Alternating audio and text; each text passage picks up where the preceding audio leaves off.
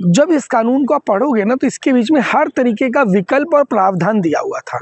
आप कंप्लेंट करेंगे तो कंप्लेंट किसके पास जाएगी, कितने समय के अंदर आप अपील कर सकते हैं, कितना समय आगे दिया जाएगा, कितने समय टाइम बाउंड समय के अंदर उसको क्लोज करना होगा, हर चीज का प्रावधान दिया हुआ था। और ये जब जिसने भी कानून ये बनाया, मुझे लगता है कि कहीं ना कहीं बहुत इंटेलेक्चुअल लोगों की टीम रही होगी जिसने इस कानून को इस तरीके से बैलेंस करके बनाया था, जिसके बीच में उन्होंने इस चीज का भी ध्यान रखा था कि अगर कोई फर्जी कंप्लेंट हो जाती है तो उसमें उस स्वर्ण जाति के व्यक्ति का बचाव कैसे होगा।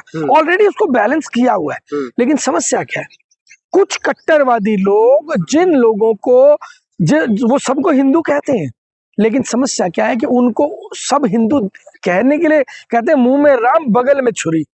तो मुंह से तो सबको हिंदू बोलेंगे, लेकिन एक्चुअल में उनके मन में भेदभाव है। उनके साथ बैठकर चाय नहीं पिएंगे, उनके साथ बैठकर पानी नहीं पिएंगे, उनके साथ रोटी नहीं खा सकते, उनके साथ कुर्सी साझा नहीं कर सकते, उनके साथ हर तरीके का वो भेदभाव करेंगे। तो ये वो लोग हैं जिनके अंदर कहीं ना कहीं कट्टरता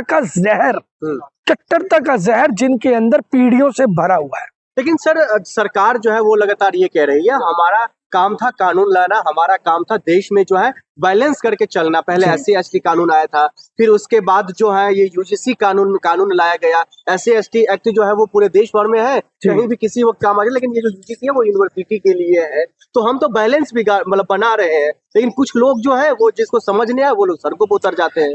देखिए, मैं वही बोलना चाहूंगा, सरकार कर क्या रही है। एक तरफ तो कानून लेकर आती है, दूसरी तरफ सरकार के ही लोग इसका विरोध कर रहे होते हैं। ये तो वही बात आ गई कि जी हम तो गौ हत्या बंद करेंगे, हम गौ हत्या बंद करेंगे, गाय हमारी माता है।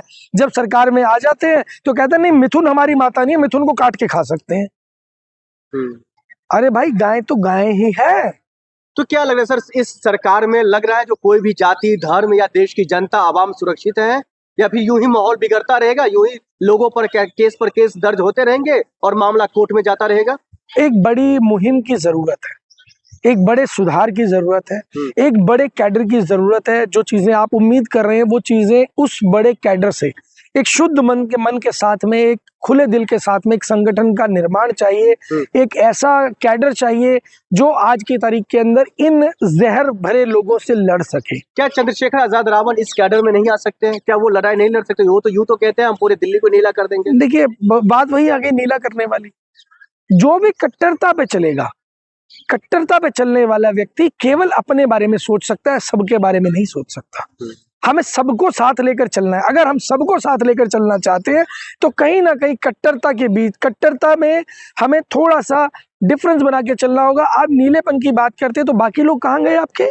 जो लोग आपका साथ देना चाहते हैं इस बिल के ऊपर, बहुत सारे ऐसे लोग हैं जो स्वर्ण जाति के लोग हैं जो आपका साथ देना चाहते हैं, बहुत सारे सिख भाई हैं जो आपका साथ देना चाहते हैं, बहुत सारे क्रिश्चियन हैं जो आपका साथ देना चाहते हैं। आप तो कह रहे हैं हमें किसी की जरूरत ही नहीं है। कट्टरता में जब आप आते हैं तो आप अपनी लकीर को छोटा कर लेते हैं। आपने कहा कि सरकार समझने को तैयार नहीं है। मैं आपको यहाँ पे करेक्ट करना चाहूंगा, सरकार समझने को तैयार नहीं है। यहाँ पर सरकार अच्छे से समझ चुकी है। सरकार को बहुत अच्छे से मालूम है कि क्या करना है।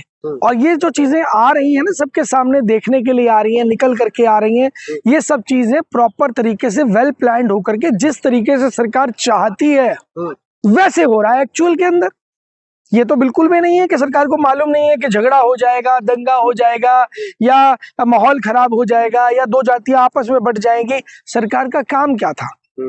सरकार का काम था संविधान का पालन करना, देश में एकता कायम करना। उस एकता की बात अगर काम बात करें, देश में अखंडता की अगर बात करें, देश में अमन चैन की अगर हम बात करें, सरकार के पास किस चीज का रास्ता नहीं है। सर, इन मामलों को लेकर के जो रोक लगाने का कामकाज किया सुप्रीम कोर्ट ने किया जब देश में माहौल बिगड़ रहा था, लेकिन सुप्रीम कोर्ट इस पर स्पष्ट फैसला नहीं अभी मतलब आया है उनका। हालांकि कहा जा रहा है जो अभी कभी भी किसी वक्त उनका फैसला आ सकता है, लेकिन फिर आने वाले वक्त में देश का क्या अगल रवैया रहेगा? अगर UGC कंटिन्यू रहता है तो फिर स्वर्ण समाज के लोग सड़कों पर उतरेंगे। अगर ये रद्द कर दिया जाता है तो चंद्रशेखर आजाद रावण पहले ही कह चुके हैं हम पूरे दिल्ली को नीला कर देंगे। फिर करे तो करे क्या इस बीच में? देखिए, समस्या क्या है? समस्या यहाँ पर स्वर्ण समाज या उस समाज की नहीं है जो जिस समाज की हम बात करें, UGC जिसको प्रोटेक्ट करने के लिए लाया गया। समस्या यहाँ पर यह है कि जो कट्टरता है, चाहे वो कट्टरता किसी उच्च जाति की कट्टरता हो या हमारे दलित भाईचारे की कट्टरता हो, कोई भी कट्टरता हो, कट्टरता में समस्या है। अगर आप कट्टर नहीं है, आप सीधा सीधा देखिए कि कौन व्यक्ति ज्यादा प्रताड़ित हो रहा है। अगर आज ये कानून आया तो रोहित वेमुला के केस को देख कर के आया। ऐसे तमाम केसेस जो देश के अंदर, जिन हमारे भाइयों को प्रताड़ना झेलनी पड़ती है, भेदभाव झेलना पड़ता है, जिनको किसी ठाकुर के घर के बाहर से चप्पल पहन करके निकलने का अधिकार नहीं है, घोड़ी पर दूल्हे को नहीं बैठने दिया जाता, तो तमाम ऐसे एग्जाम्पल जो है वो दुनिया के अंदर भरे पड़े हैं, जिसकी वजह से हमारे उन लोगों को प्रोटेक्शन देने के लिए ये कानून लाया गया, जिनका प्रोटेक्शन देने के लिए देश में बाबा साहेब भीमराव अंबेडकर जी ने संविधान की स्थापना की, जिसमें रिजर्वेशन भी दिया गया। तो ये सारी चीजें इसलिए दी गई क्योंकि आपने कहीं ना कहीं अत्याचार की एक सीमा को लांघ दिया, और जब आप अत्याचार की सीमा को लांघ देते हैं तो विकल्प एक ही बचता है, विकल्प एक ही बचता है कि सबसे पहले किसे जाना होगा,